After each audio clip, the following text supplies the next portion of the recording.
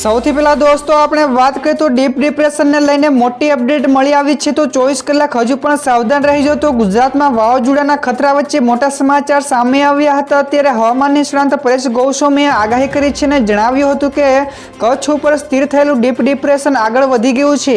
તો deep depression ગઈકાલે સાંજના સમયથી આગળ વધવાનું શરૂ કર્યું ત્યારે કચ્છના જખૌ બંદરથી અરબી સમુદ્રમાં જવાનું પણ છે। તેથી સૌરાષ્ટ્ર અને કચ્છના વિસ્તારોમાં આગામી હજુ પણ 24 કલાક સાવધાન રહેવાની વાત કરી હતી। બીજા સૌથી મોટા સમાચાર સામે આવ્યા છે। ભારે વરસાદના કારણે અર્થતંત્રને મોટી અસર જોવા મળી। સમગ્ર રાજ્યમાં રવિવારે સાંજથી શરૂ થયેલા ભારે વરસાદના કારણે વીજ વપરાશમાં 23% જંગી ઘટાડો નોંધાયો છે।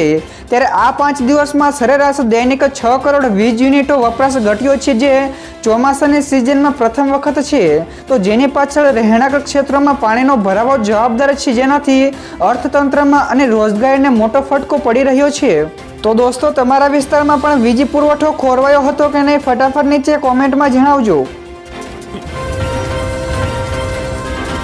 આગળ દોસ્તો વધુ એક સૌથી મોટા સમાચાર મળ્યા છે। ગુજરાતમાં સૌથી વધારે 40 ઇંચ કરતાં વધારે વરસાદ ખંભાળિયામાં નોંધાઈ ગયો છે। તો ગુજરાતમાં છેલ્લા 4 દિવસમાં સૌથી વધારે 40 ઇંચ વરસાદ ખંભાળિયામાં પડ્યો છે, જેમાં સૌરાષ્ટ્રના 21, મધ્ય ગુજરાતના 10, દક્ષિણ ગુજરાતના 4 તાલુકાઓમાં કપરી સ્થિતિ જોવા મળી છે। તો 214 માંથી 78 જેટલા તાલુકાઓમાં સરેરાશ 5 થી લઈને 7 ઇંચ જેટલો વરસાદ નોંધાયો છે, જેમાં કોરા, ધાકોર, લાલપુર, કલ્યાણપુર, દ્વારકા, અબડાસામાં સ્થિતિ પણ પલટાઈ છે। તો ગુજરાતના કુલ 251 તાલુકાઓમાં રવિવારથી બુધવાર સુધીમાં 214 જેટલા તાલુકાઓમાં 4 ઇંચથી લઈને વધુ વરસાદ નોંધાયો છે।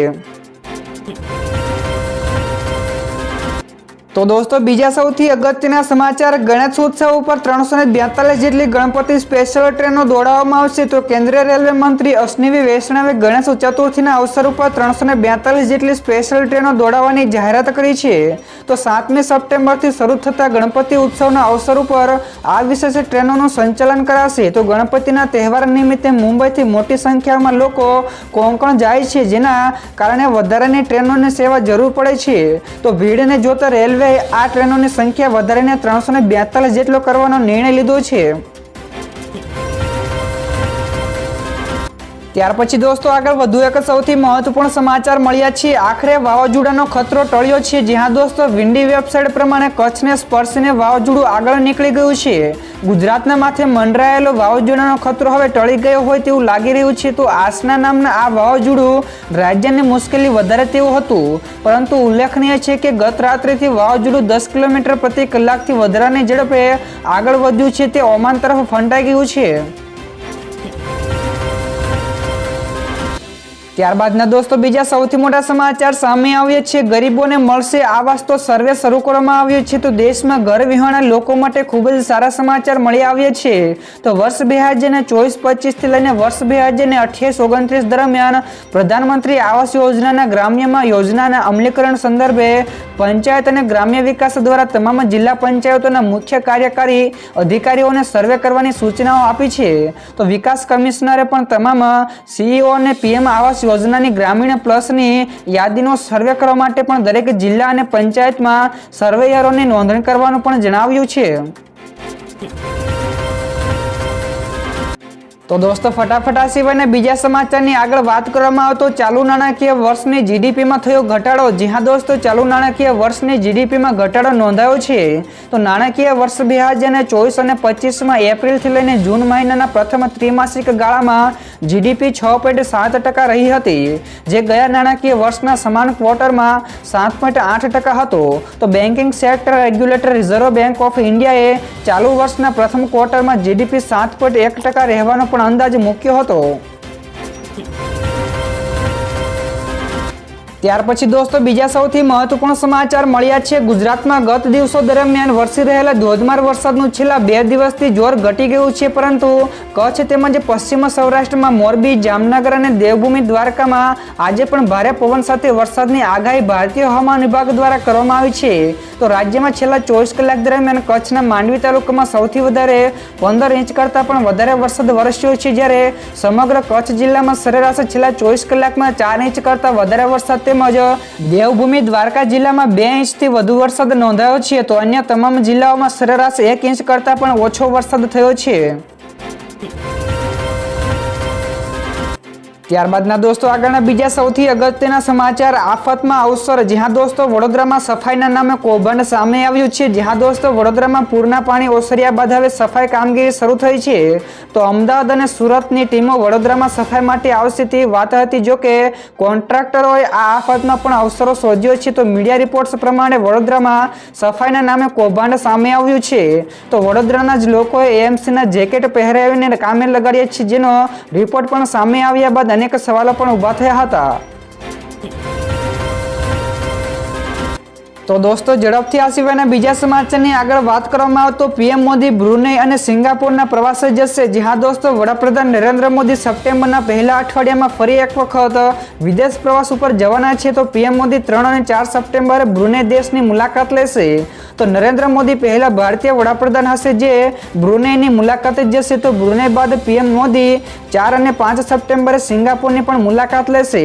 તો બ્રુનેઈ એ દક્ષિણ પૂર્વ એશિયામાં આવેલો એક ટાપુ દેશ છે જે ઇન્ડોનેશિયાની પાસે આવેલો છે.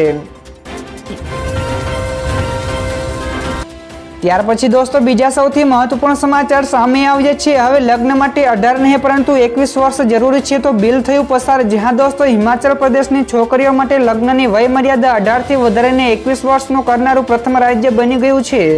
તો આ અંગેનું બિલ વિધાનસભામાં પસાર કરી દીધું છે. તો આ બિલને હવે રાજ્યપાલની મંજૂરી માટે મોકલાશે. તો લૈંગિક સમાનતા અને છોકરીઓ માટે ઉચ્ચ શિક્ષણ માટે આ બિલ મહત્વપૂર્ણ સાબિત થશે. તો હિમાચલ પ્રદેશની સુખુ સરકારે મોટો નિર્ણય લીધો છે. ત્યારબાદ દોસ્તો આગળના આ સિવાયના બીજા સમાચારની વાત કરવામાં આવે તો શરદ પવારનો Z+ સિક્યુરિટી લેવાનો ઇનકાર. જ્યાં દોસ્તો મહારાષ્ટ્રના રાજકીય પક્ષ એનસીપીના વડા શરદ પવારે Z+ સુરક્ષા લેવાનો ઇનકાર કરી દીધો છે. તો સૂત્રોના જણાવ્યા અનુસાર તેમણે સુરક્ષા માટે આવેલા સીઆરપીએફના જવાનોને પરત મોકલી દીધા છે. તો થોડા દિવસો પહેલા જ સરકારે તેમને કારણોસર Z+ની સુરક્ષા આપી હતી, પરંતુ પવારે કહ્યું કે તેમને ખબર પડી છે કે આ બધું તેમની જાસૂસી કરવા માટે કરવામાં આવી રહ્યું છે. ત્યાર પછી મિત્રો બીજા સૌથી આગળ વધુ એક અગત્યના સમાચાર સામે આવ્યા છે. સરકારનો મોટો નિર્ણય. તો સ્કૂલોમાં અપાતો નાસ્તો હવેથી બંધ અને માત્ર મધ્યાહન ભોજન મળશે. જ્યાં દોસ્તો ગુજરાત સરકાર દ્વારા એક મોટો નિર્ણય લેવામાં આવ્યો છે, જેની અસર મધ્યાહન ભોજનના 43 લાખ બાળકો ઉપર થશે. તો રાજ્ય સરકારે બાળકોને ઉપલબ્ધ કરાવાતો નાસ્તો બંધ કરવાનો નિર્ણય કર્યો છે. તો હવે તેમને માત્ર મધ્યાહન ભોજન જ આપવામાં આવશે. તો અત્યાર સુધી બાળકોને બપોરના ભોજન અને નાસ્તો પણ આપવામાં આવતો હતો. તો એવી વાત પણ સામે આવી છે કે નાસ્તો બંધ કરીને ભોજનની ગુણવત્તા વધારવામાં આવશે. ત્યારબાદના દોસ્તો આગળના બીજા સમાચાર શેર માર્કેટ વિશે પણ મળ્યા છે. તો ગઈકાલે સેન્સેક્સ અને નિફ્ટીએ ફરી એકવાર ઓલ ટાઈમ હાઈ બનાવ્યો છે. જ્યાં દોસ્તો ગઈકાલે શેર બજારમાં નવો રેકોર્ડ બનાવ્યો. તો ગઈકાલે સેન્સેક્સ 82,637ની નવી ઓલ ટાઈમ હાઈ સપાટી ઉપર બનાવી હતી અને નિફ્ટીએ પણ 25,249ની નવી ઓલ ટાઈમ હાઈ બનાવી છે. તો દિવસના કારોબારી બાદ સેન્સેક્સમાં 231 પોઈન્ટના વધારા સાથે 82,365 અંક ઉપર બંધ રહ્યો, જ્યારે નિફ્ટીમાં પણ 83 પોઈન્ટના ઉછાળા સાથે 25,235ના સ્તરે બંધ થયો હતો. તો દોસ્તો ત્યાર પછીના આગળના બીજા સૌથી મોટા સમાચાર સામે આવ્યા છે. પીએમ મોદીએ કહ્યું કે હવે બેંક લોકોના મોબાઈલમાં આવી ગઈ છે. જ્યાં દોસ્તો પીએમ મોદીએ મુંબઈમાં જીઓ વર્લ્ડ કન્વેન્શન સેન્ટર ખાતે ગ્લોબલ ફિનટેક ફેસ્ટ 2024ને સંબોધિત કર્યું હતું. તો આ દરમિયાન તેમણે કહ્યું કે આપણી અર્થવ્યવસ્થા અને બજારમાં